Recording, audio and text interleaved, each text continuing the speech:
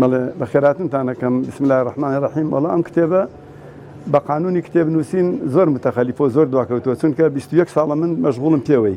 دیارە لەبەر ئەوەی کە وەکو مامۆستایەکی ئاینی ڕۆژانە چەندان میوان جاری وا بۆ 5 جار لەسەر پەرەگرافێک هاتوومەتە خوارەوە بۆ دەرگا و چوومەتە سەرەوە، لەبەرەوە زۆری پێچوو ئەگینا ئەوەی نەویست. اینجا باسی بامۆکەکە گوندی بامۆک ئەناسێنێ بە خەڵکی کوردستان و ئەوانە مێژووی بامۆک و اینجا زەوی و جوگرافیای بامۆک و بنەماڵەکانی بامۆک و هەندێک لە ئەحداسی سیاسی ئەوانەی تایە اینجا مزگەوت و قوتابخانە و ڕۆشنبیری و هەموو ئەوانەی لەم کتێبە بەیانم کردووە. الحەمدولله ئەتوانم بڵێم مانوو بووم لەگەڵیا، بەڵام بەرهەمێکی جوان دەرەچێت خوێنەر لەزەتی لێگرێ بە ئیزنی خوا.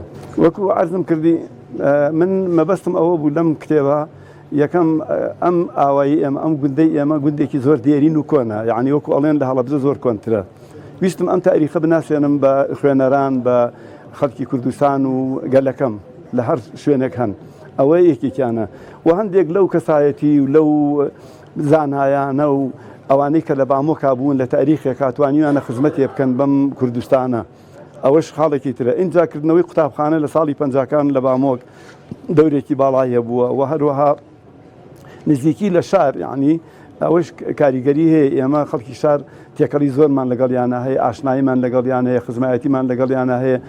ئەتوانم بڵێن ئێمە لە باوەشی هەڵەبجا و لە بنهەنگڵی هەڵەبجاین، لەبەرەوە تامی خۆی هەیە بامۆک هەم گوند و هەم ئێستا گەڕەکێک لە هەڵەبجە.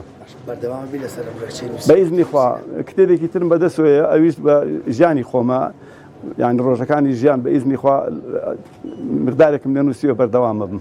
ئەمڕۆ لێرین لە هۆڵی مۆنومنت شەیدان بۆ بۆنەیەکی تایبەت ئەویش بریتێ لە مەراسیمی ناسان و بڵاوکردنەوەی گوندی بامۆک نێوبەرە و بامۆک. ئەڵبەتە بامۆک یەکێکە لە گوندە دیار و مێژوویەکانی سنووری با بڵێن هەڵەبجە، یەکێکە لە گوندە مێژوویەکان.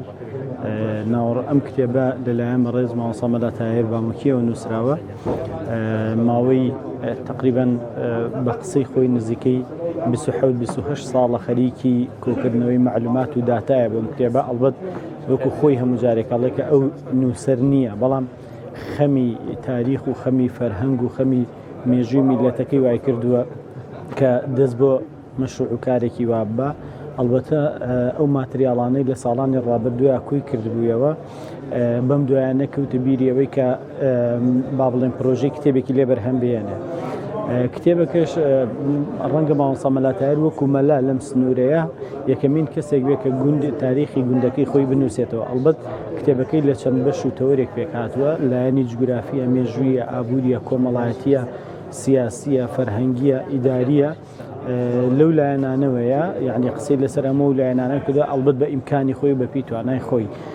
و کتێبەکەی ئەم ئەبێتە دەستپێکێک، من پێم وابێ ئەبێتە دەستپێکێک بۆ کۆمەڵێ باحیسی کە ئەوان بتوانن لە داهاتووترا ئەگەر ڕەخنەیە سەرنجێکیشان لەسەر ئەم هەبێ یا ئیزافەیەکیان هەبێ بیخەنە سەر ئەم کتێبە و ئەمە با بڵێن ڕۆشنایەکی زۆرە خاتە سەر لایەنی فەرهەنگی و کلتوری و مێژووی گوندەکەی خۆیان، ئەبێتە سەرچاوەیەکی زۆر باش بۆ تاریخی گوندەکەی خۆیان.